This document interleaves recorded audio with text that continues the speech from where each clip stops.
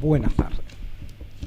Bueno, queridos y respetados representantes del cuerpo diplomático, del cuerpo consular, representante de Palestina, un pueblo al cual cada ofensa que se le hace le duele a todos los seres humanos decentes del mundo, autoridades académicas, autoridades ciudadanas, sobre todo femeninas, luego masculinas, porque cada ser humano es una autoridad en sí mismo y debería ser la base sensible de todos los poderes de la tierra. En ese debate estamos desde hace siglos y yo creo que algún día lo ganaremos. Yo soy muy disciplinado, aunque no lo parezca, y entonces me atengo exactamente a lo que dicen, lo que nos fijaron en la conferencia: procesos transformadores en Venezuela y América Latina, desafíos y conflictos. Hay que empezar agradeciendo la extraordinaria presentación del embajador Mario Isea. Me disculpa de señalar toda la impresionante serie de logros sociales, económicos que ha habido en el proceso bolivariano. Meramente añado algunos nada más en perspectiva, porque hay una cifra, y no teniendo en cuenta que Venezuela tiene apenas, se acerca a los 30 millones de habitantes, no son significativas. 1 de cada 3 venezolanos está estudiando, la inmensa mayoría en institutos gratuitos. En Venezuela eso no significa nada en Europa, pero en América Latina sí. Se venció el analfabetismo. Yo digo esto inocentemente en otros países latinoamericanos y hay una enorme ovación. En Venezuela, 1 de cada 9 personas, de cada 9 venezolanos, está estudiando educación superior, lo que nos sitúa casi como en un 5º lugar mundial en el rango de educación superior. Esto se hace en un país donde en la década final del siglo pasado se estaba privatizando la educación, iba en ese camino.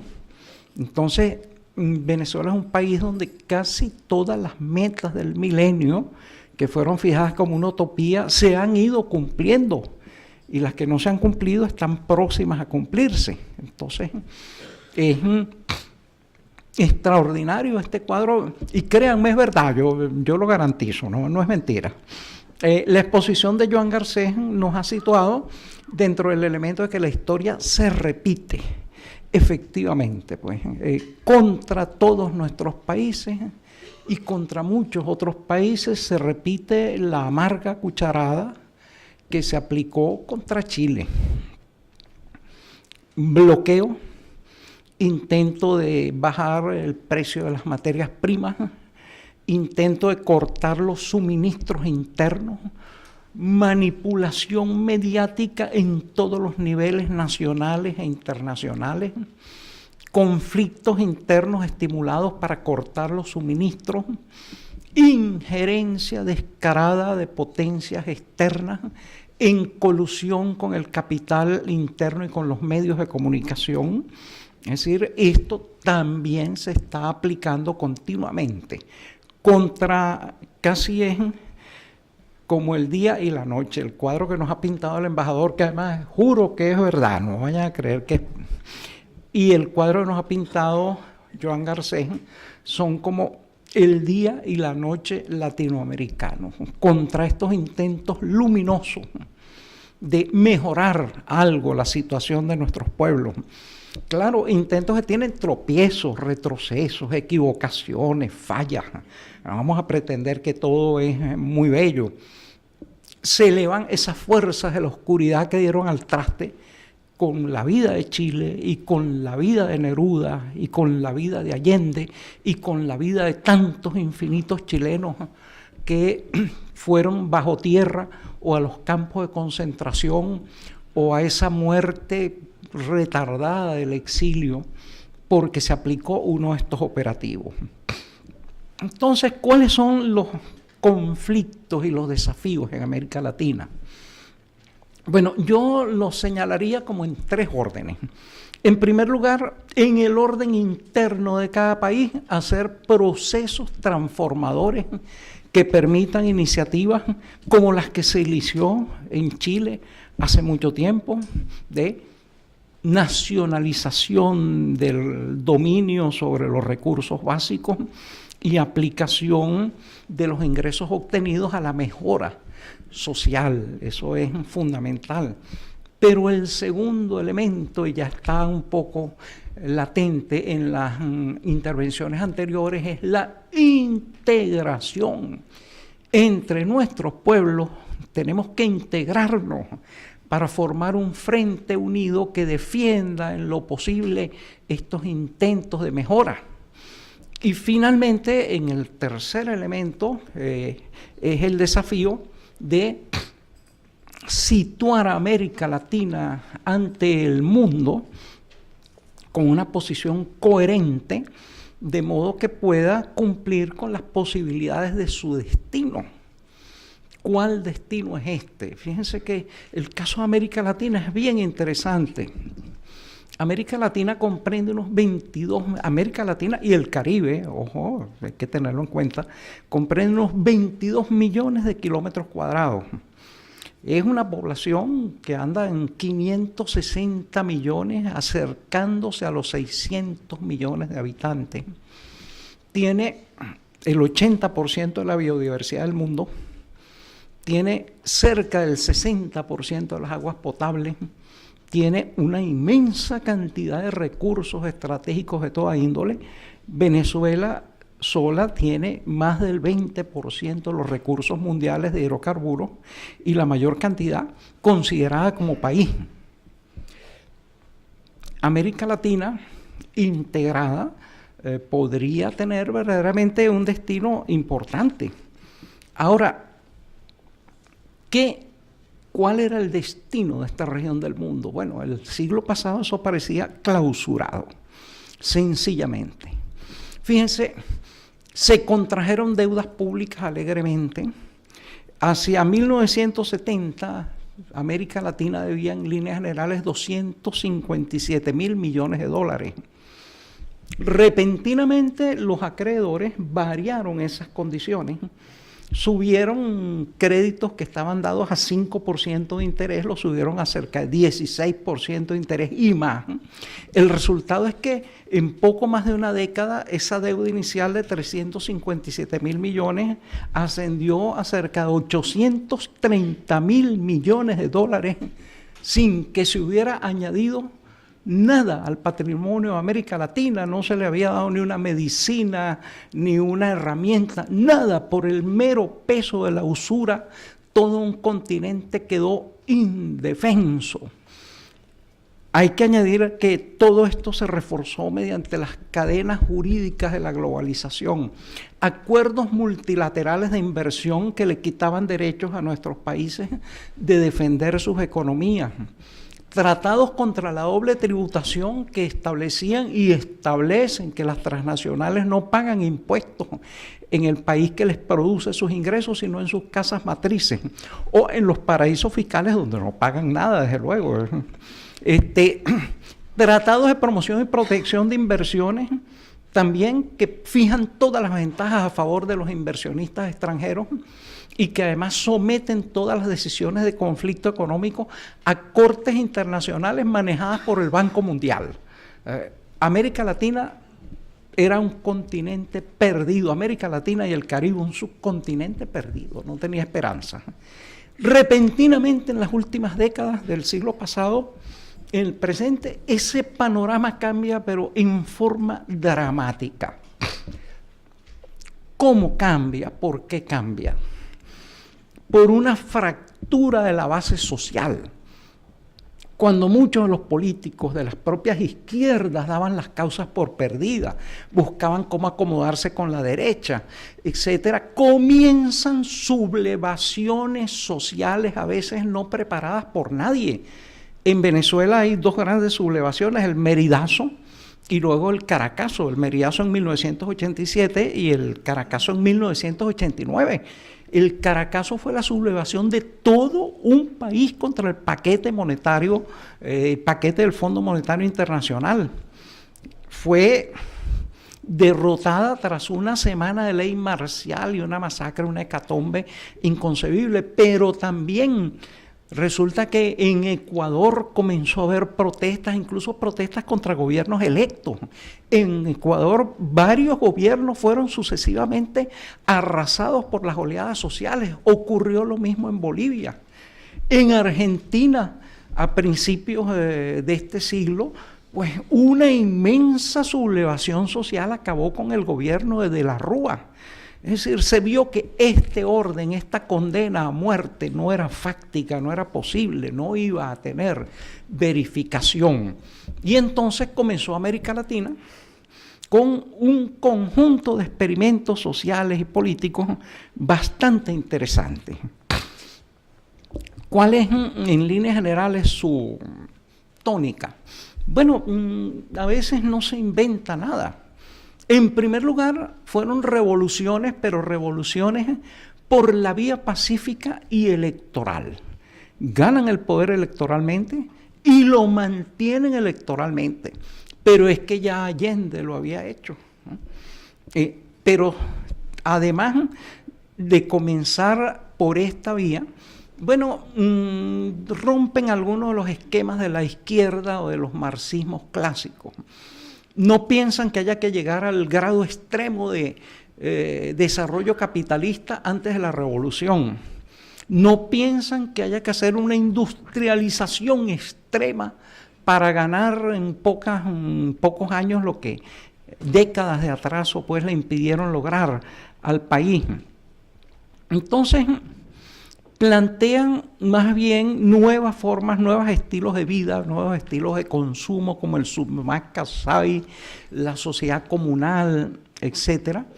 Y entonces, además de esto, sí reafirman el control social sobre las riquezas esenciales del país y sí reafirman la necesidad de la inversión social de los recursos así obtenidos.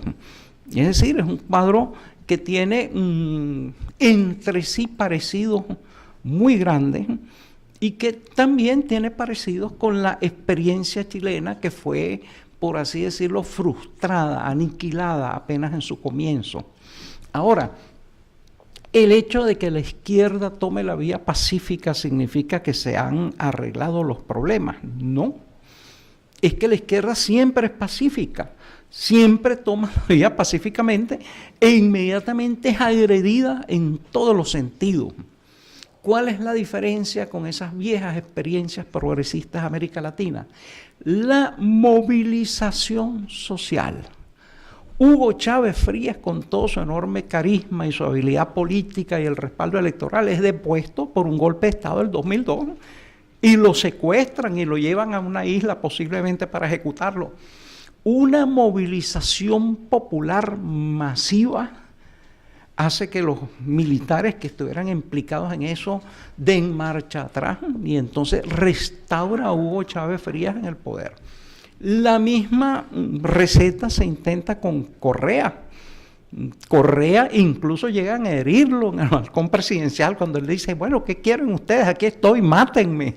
Entonces tratan de matarlo, no pueden y el pueblo restaura nuevamente a Correa en el poder. Y en otros gobiernos latinoamericanos, a Evo Morales, por un lado, tratan de deponerlo secesionando el país.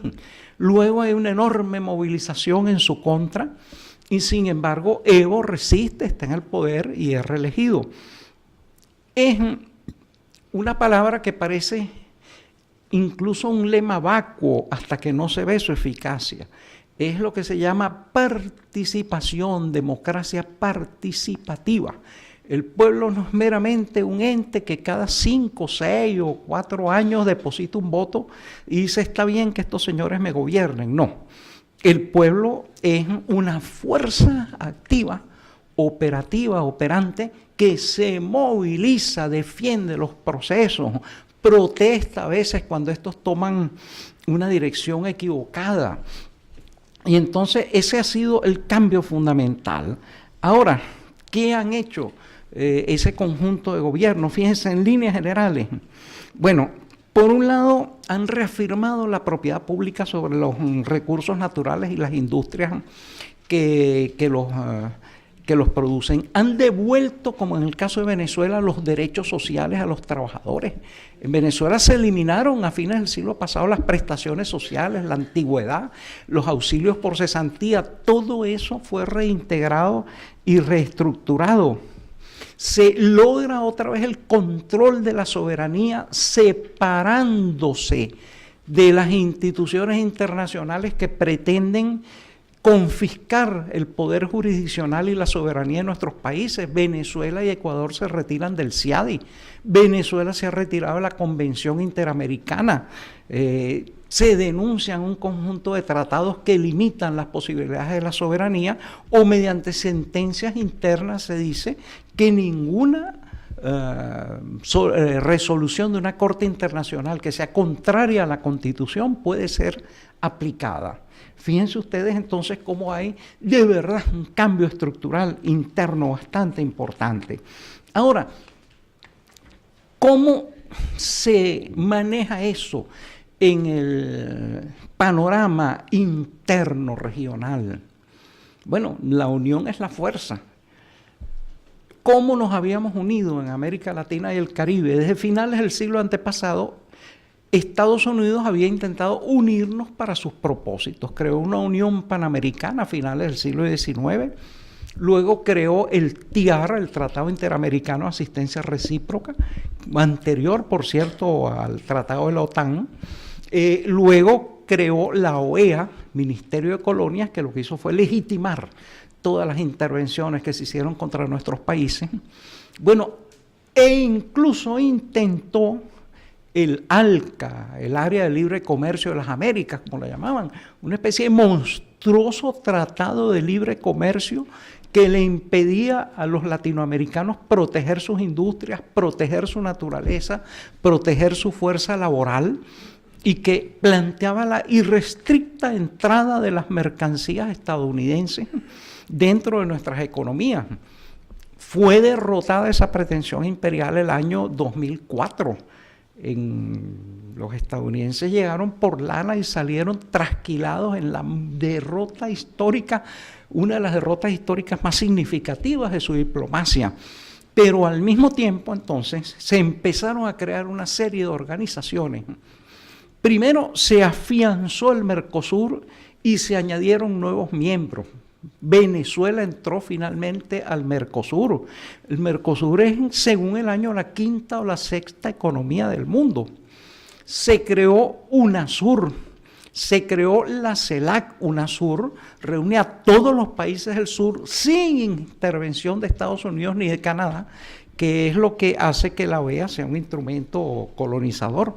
Se creó la CELAC, todos los países latinoamericanos y del Caribe forman parte de ese organismo y no está permitido el ingreso de Estados Unidos ni de Canadá.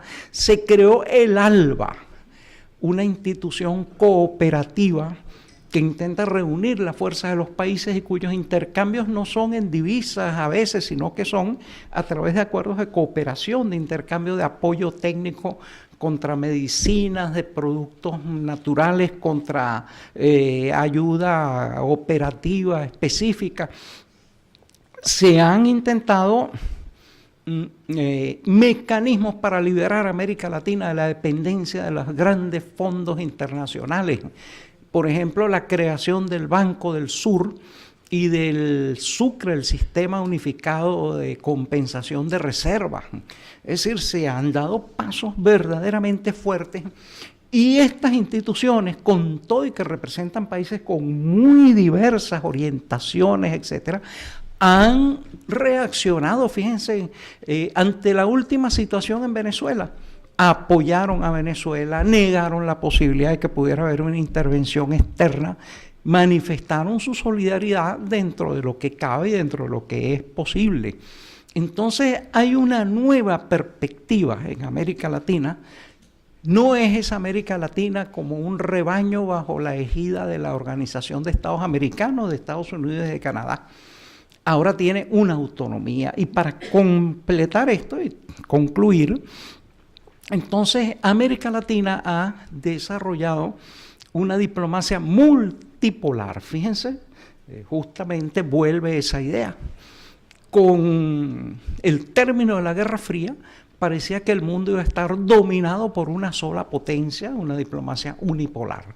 Pues América Latina, entre otros sitios, han reinventado la diplomacia multipolar, una diplomacia sur-sur, orientada al África, orientada al Asia, con los remanentes del movimiento de los países no alineados, aliada al BRIC, que no es ninguna tontería, es decir, ese grupo de naciones y de potencias emergentes, en que los países ya no tienen un solo comprador y un solo vendedor, que es Estados Unidos, sino en el mundo tienen clientelas, negociantes, intereses comerciales, etc. Entonces, fíjense, en ese sentido, yo diría que los tres grandes desafíos van en camino de resolverse. Primero, intentar movimientos de renovación o revolución interna. Claro, esto es cierto en algunos países, otros países permanecen en un conservadurismo extremo. Dos, la integración. Sin embargo, esa integración también es dificultosa. Existe un eje del Pacífico de gobiernos conservadores en cuyos países a veces los poderes han resultado de un genocidio tremendo, ¿no? Efectuado en ellos. Entonces hay ese difícil entente de fuerzas, pero no es una diplomacia sometida a la potencia hegemónica. Y finalmente en el mundo, entonces América Latina y el Caribe se está abriendo un destino propio, una especie de posición específica, independiente, de relación con todos los pueblos del planeta y no de subordinación. Entonces, bueno, estas son algunas de las agendas que se podrían tratar en varios años de conferencia, pero como el público solo soporta 20 minutos y sobre todo teniendo un evento tan importante como el partido de Brasil y Alemania. Interrumpo aquí para darle la voz a quien debe hablar, que es el público.